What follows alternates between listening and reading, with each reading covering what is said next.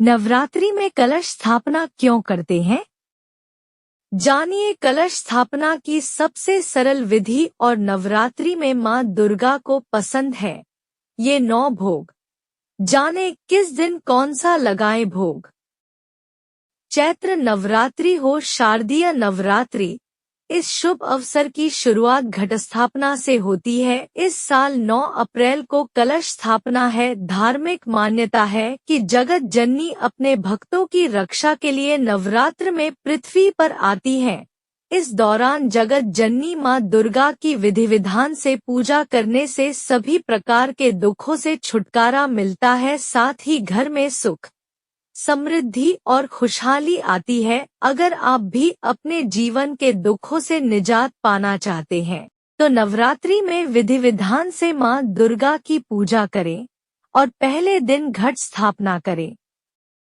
नवरात्रि में कलश स्थापना क्यों करते हैं? सनातन धर्म में कलश को मातृ शक्ति, त्रिदेव, त्रिगुणात्मक शक्ति का प्रतीक माना जाता है। उसमें ब्रह्मा, विष्णु, शिव के अतिरिक्त सभी देवी और देवताओं का वास होता है। चैत्र नवरात्रि की पूजा से पूर्व कलश स्थापना करते हैं।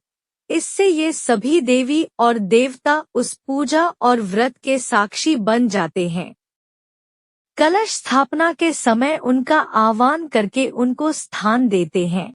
फिर आदिशक्ति मां दुर्गा का आह्वान करते हैं और उनको मूर्ति स्थापना करके पूजा प्रारंभ करते हैं। कलश को तीर्थ का भी प्रतीक मानते हैं। कलश के मुख में विष्णु, कंठ में शिव और मूल में ब्रह्मा देव का वास होता है। कलश में भरा जल शीतलता, पवित्रता और स्वच्छता का प्रतीक होता है। कलश स्थापना विधि। 9 अप्रैल को चैत्र नवरात्रि के प्रथम दिन कलश स्थापना करने के लिए मिट्टी या धातु के कलश का उपयोग करें। उसे माता की चौकी के पास स्थापित करें। कलश में सप्तमृतिका यानी 7 प्रकार की मिट्टी, सप्तधान्य यानी 7 प्रकार के अनाज, पंचरत्न, फूल, द्रव्य आदि डालकर उसमें जल भर देते हैं।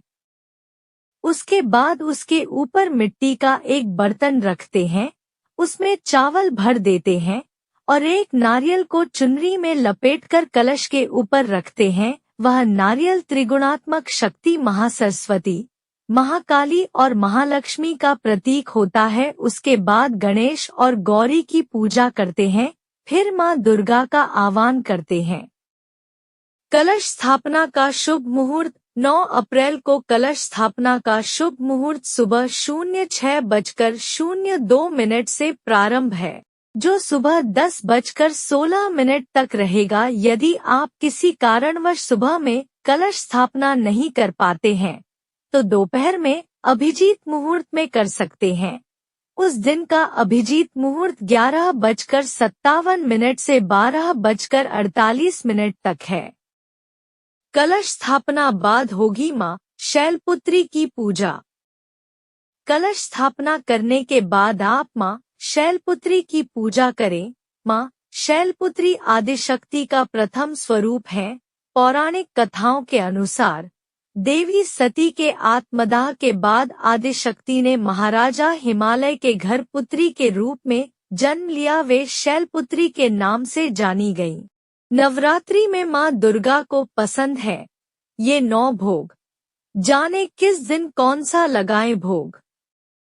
नवरात्रि पर्व पर माता की आराधना के साथ ही व्रत, उपवास और पूजन का विशेष महत्व है। इस बार नवरात्रि का पर्व 9 अप्रैल को शुरू हो रहा है। मां दुर्गा की पूजा से हमेशा लाभ होता है, लेकिन नवरात्र के दौरान ग्रहों के योग संयोग कुछ ऐसे होते हैं जिनमें देवी की पूजा अधिक फलदायी होती है। क्योंकि नवरात्र के 9 दिनों में मां के 9 रूपों की आराधना की जाती है। वैसे तो माता को सच्चे मन से जो भी भोग लगाओ वह ग्रहण कर लेती है, लेकिन माता दुर्गा को नवरात्र को यह 9 भोग पसंद है। मान्यता है कि जगत जननी को इनका भोग लगाने से मनोकामना की पूर्ति होती है, साथ ही बुद्धि व धन संपदा की भी वृद्धि होती है। आइए जानते हैं किस दिन माता को कौन सा भोग लगाए? एक नवरात्रि का पहला दिन यानी माँ शैलपुत्री का दिन। इस दिन देवी माँ के चरणों में गाय का शुद्ध घी अर्पित करने से आरोग्य का आशीर्वाद मिलता है तथा सभी व्याधियां दूर होकर शरीर निरोगी रहता है। 2 नवरात्रि का दूसरा दिन माँ ब्रह्मचारिणी का होता है। इस दिन देवी माँ को शक्कर का भोग लगाने से वे प्रसन्न होती हैं। इस भोग को देवी के चरणों में अर्पित करने के बाद परिवार के सदस्यों में बांटने से सभी की आयु में वृद्धि होती है।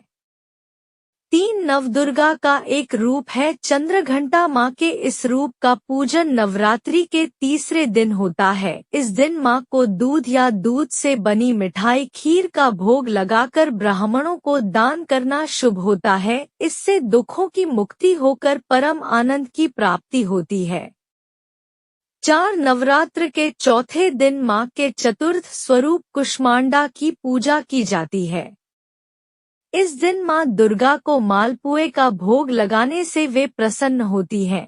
इस भोग को मंदिर के ब्राह्मण को दान करना चाहिए। ऐसा करने से बुद्धि का विकास होने के साथ साथ निर्णय शक्ति बढ़ती है। 5 नवरात्रि का 5वां दिन यानी माँ स्कंदमाता का दिन। इस दिन माता जी को केले का नैवेद्य चढ़ाना बहुत उत्तम होता है। ऐसा करने से आपको उत्तम स्वास्थ्य और निरोगी काया की प्राप्ति होती है। 6 नवरात्र के 6वें दिन माँ के षष्ठम स्वरूप कात्यायनी की पूजा होती है। इस दिन देवी माँ को शहद का भोग लगाना बहुत अच्छा माना जाता है। इस दिन शहद का भोग लगाने से मनुष्य की आकर्षण शक्ति में वृद्धि होती है। 7 नवरात्र के 7वें दिन माँ के सप्तम स्वरूप कालरात्रि की होती है। 7वें नवरात्रि पर माँ को गुड़ का नैवेद्य चढ़ाने व उसे ब्राह्मण को दान करने से शोक से मुक्ति मिलती है एवं आकस्मिक आने वाले संकटों से रक्षा भी होती है। 8 नवरात्र के 8वें दिन माँ के अष्टम स्वरूप महागौरी की पूजा की जाती है। इस दिन माता रानी को नारियल का भोग लगाएं और नारियल का दान भी करें।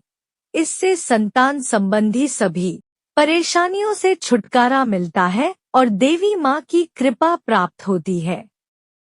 9 नवरात्र के 9वें दिन माँ के नवम स्वरूप सिद्धिदात्री की पूजा की जाती है। इस दिन माता को घर में बने हुए हलवा पूड़ी और खीर का भोग लगाना चाहिए। ऐसा करने से मनुष्य के जीवन में सुख शांति मिलती है। और अंतिम दिन यानी नवमी तिथि के दिन तिल का भोग लगाकर ब्राह्मण को दान दे।